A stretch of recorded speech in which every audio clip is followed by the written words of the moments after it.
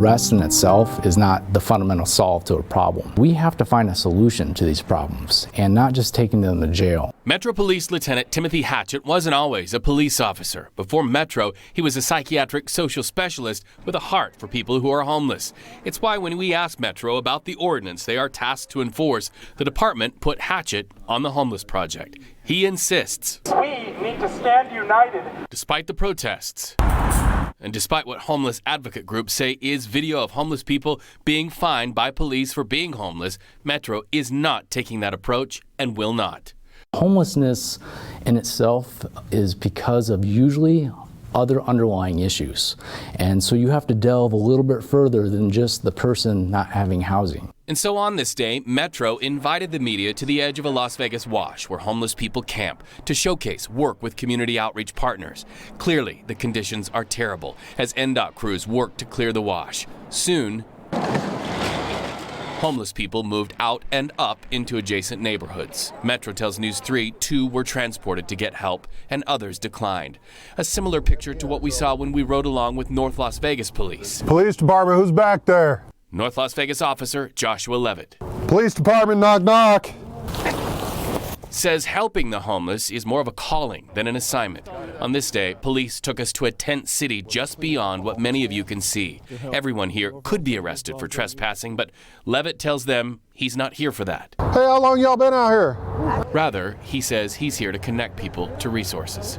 We're gonna be out here tomorrow with Help of Southern Nevada and a couple other homeless outreach organizations. They're gonna come out with like 6 to 9 people tomorrow, and they'll start with you guys, and hopefully we'll be able to get you what you need. Some people think that the police in general, when we come out, we're interacting with homeless, the only thing they're doing is being mean and arresting them and throwing all their stuff away. It starts with knowing them, right? Oh, you have to. You got to come out. You got to get the boots on the ground. You got to shake hands. You got to talk to people. If you don't, you're not going to know who's out here and what they need. This man says he's homeless because his ID and paperwork were stolen. Officer Levitt connected him to a group that will help him get the paperwork so he can find work and get off the streets. He's just trying to work, which is great. If you're trying to work and trying to better yourself, more power to you. We're going to do what we can to get him what's necessary so he can start working again. So this contact could be the bridge that he needs to getting out of the tent? Yes. Metro Police have had the bulk of the criticism, even though no arrests have been made connected to the homeless ordinance.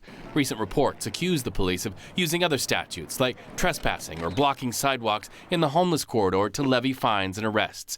Lieutenant Hatchett concedes long-established ordinances already allowed arrests and fines to address public safety issues attached to homelessness. So you're saying that prior to the ordinance, you were already out there connecting people to services? Absolutely. So why the ordinance then?